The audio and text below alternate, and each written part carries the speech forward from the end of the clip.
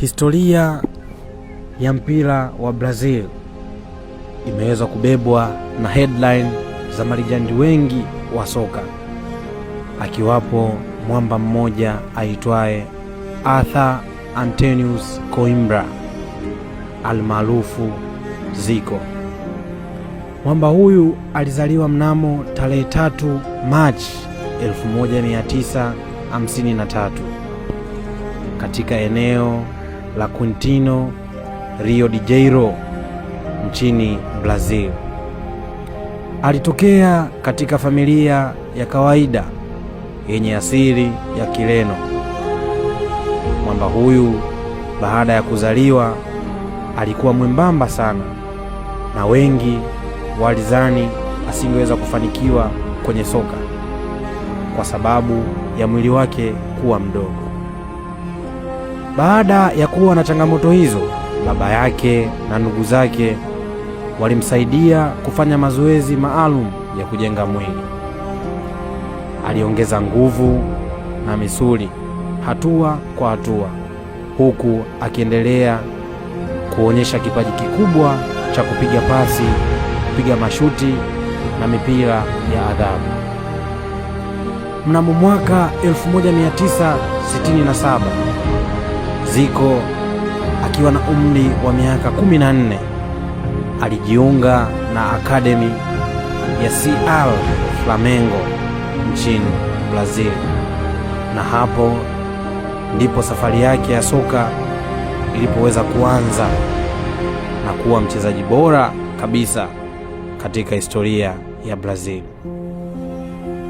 Mwaka huo aliweza kuanza kutumikia timu ya vijana ambapo aliweza kuonyesha kipaji kikubwa sana cha soka kwa kuweza kutengeneza nafasi, kufunga mabao na kuonyesha akili kubwa sana katika tasnia ya mpira. Mnamo mwaka 1971 alicheza mechi yake ya kwanza katika timu kubwa ya Flamengo. Mwanzoni hakuweza kupata nafasi nyingi kwa sababu alikuwa bado kijana. Kufikia mwaka 1973 alianza kuwa mchezaji muhimu wa kikosi hicho.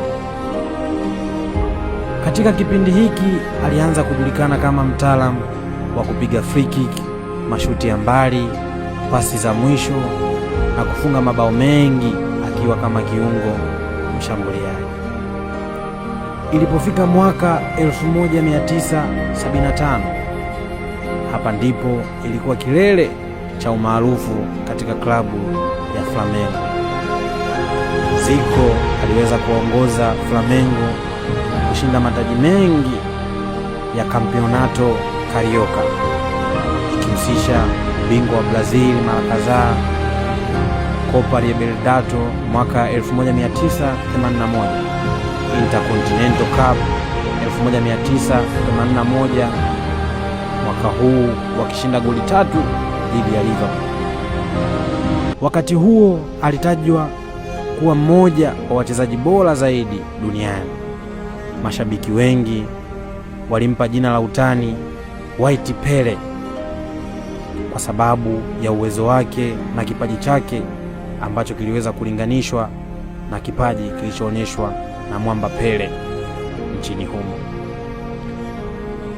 Ilipofika mwaka 1976 hadi 1986, Zico aliweza kuitumikia klabu yake ya Brazil na kuanza kushiriki mataji kadhaa, ambapo aliweza kulisaidia taifa lake katika mashindano ya FIFA World Cup mwaka 1978, 1982 na 1986,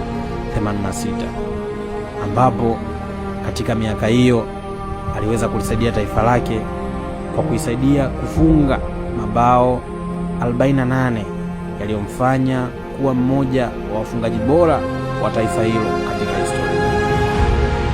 Mwaka 1982 Zico aliweza kufanya mengi na kuweza kuifanya Brazil kuwa moja ya timu bora kabisa katika kombe la dunia la mwaka huu.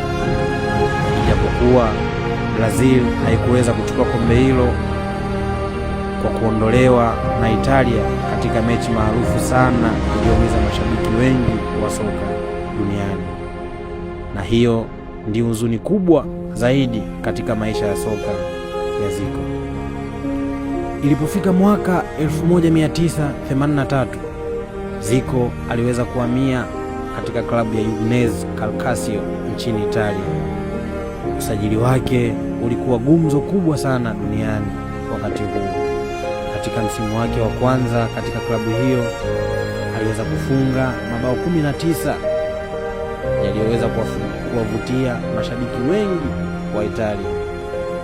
Aliifanya Udinese kuwa moja ya timu zilizofuatiliwa zaidi nchini humo, ingawa hakushinda taji kubwa Italia, lakini kiwango chake kilikuwa cha hali ya juu. Ilipofika mwaka 1985, Zico aliweza kupata majeraha mabaya ya goti kutokana na teko kali sana kutoka kwa beki wa Bangu. Alifanyiwa upasuaji mara kadhaa na wengi waliamini kuwa asingeweza kurudi tena katika kiwango chake na kukosa kombe la dunia la mwaka 1986. Lakini Zico alipambana kwa mazoezi makali na akafanikiwa kurejea uwanjani. Ilipofika mwaka huo 1986, Zico aliweza kushiriki kombe hilo akiwa na klabu yake ya taifa la Brazil. Lakini tukio la kuumiza zaidi, Zico aliweza kukosa mkwaju wa penalty muhimu dhidi ya Ufaransa, na Brazil ilitolewa kwa mikwaju ya penalty robo finali katika mashindano haya.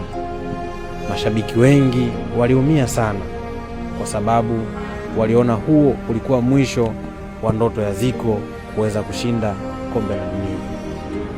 Mnamo mwaka 1986 hadi 1989, baada ya majeraha, Zico aliendelea kucheza kwa akili zaidi kuliko nguvu.